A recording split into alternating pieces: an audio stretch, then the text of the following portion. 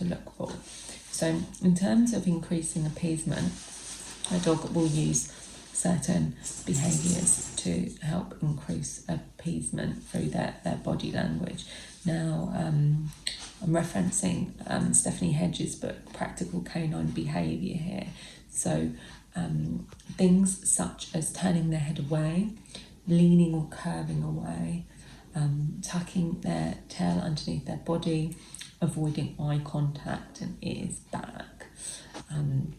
They may also freeze, urinate submissively, and roll on one side with their leg up. So in the canine ladder of aggression, you'll see that on there, it's often misconstrued that a dog will lie down with their leg up and want a belly rub, but actually they're kind of saying, I'm no threat.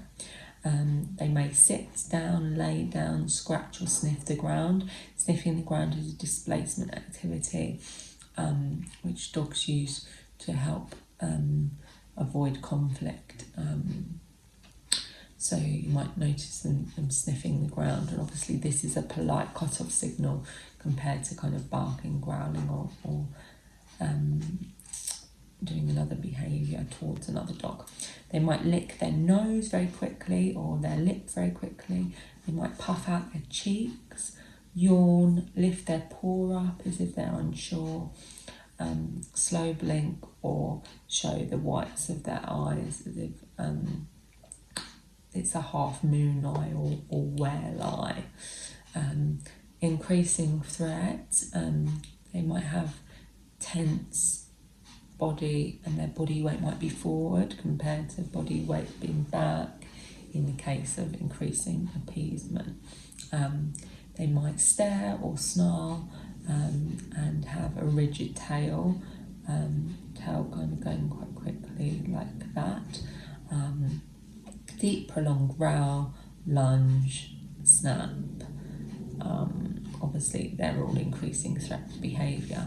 Head over the other's neck, that's why we don't recommend that people hug their dogs tightly, although it's different, if they know you compared to someone that they don't know. They might like hugs if they know you, and they can also stand over dogs. Just thinking about all these different body language behaviours that you're seeing with dogs, dogs in the park, your own dogs, and if in doubt, just kind of leaving it out. Really, really important to just not worry about being a party pooper if you're not sure your dog's enjoying the interaction, just kind of getting out of there and avoiding it.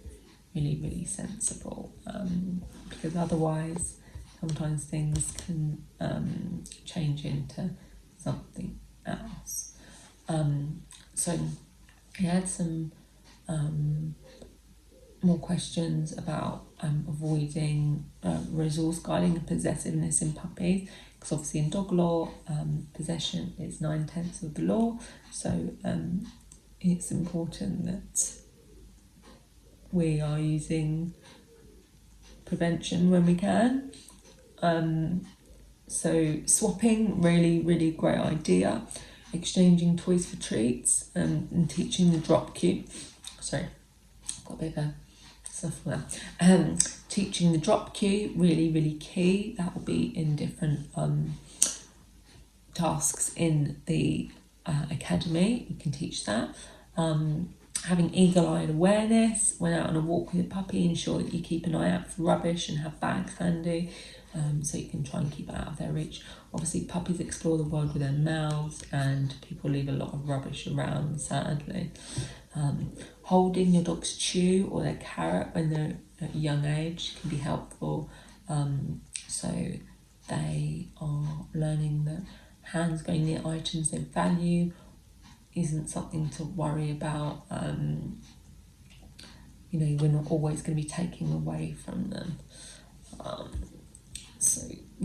All thinking about those aspects. In terms of interactions with dogs and children. You can guide your children with consent petting. So 3 strokes in an area that the dog likes and then take your hand away. We need to ask permission from the dog as well as that adult. What does that mean? So kind of patting your leg, seeing if the dog wants to approach. If they don't, then let them walk away. That's important. Relaxed body language can look like tails that are going round and round like a helicopter, whereas tails that are tucked underneath the body are more nervous. So thinking about teaching children how to be doggy detectives, really great idea. So looking for those signs that I mentioned previously, licking the lip, changing the thinking about showing whale eye, moving away, what lower level signals, those whispers, what they're using to suggest that they want some space. Thinking about all of that, really, really important. So other questions that we had was how to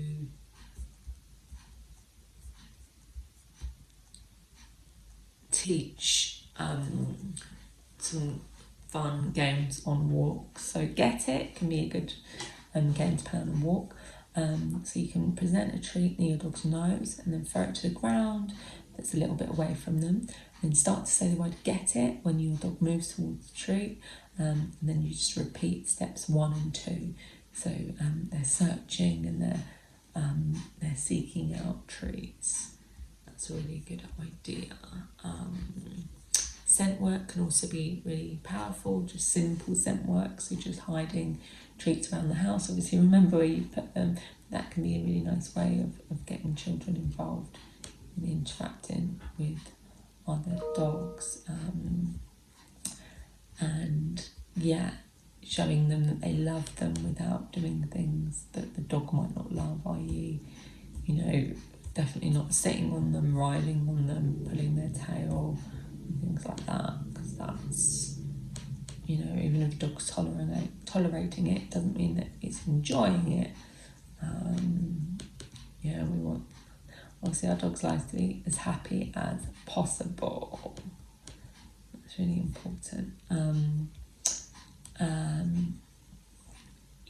Dogs, they can get into trouble in the sense of eating things that they shouldn't and finding things that they shouldn't. So just as a reminder, tell children to keep grapes away, hot cross buns. I know we haven't got many of them left because of Easter, but chocolate, onions, grapes, all of those things. Leave it is there too. You can encourage your dog to learn how to leave items. There's lots of guides to that in the puppy nipping course too. So that's something to think about when you're looking for new things to train your dog or encourage your clients to train your dog in. Other questions we had was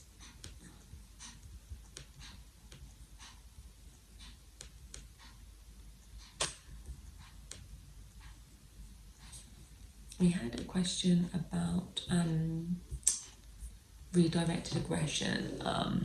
So that can be really common when the dog redirects aggression on the unintended target, just something that's close to them. So it might be another dog, it might be a person, thinking about what's happening that's leading up to that event and avoiding it where possible.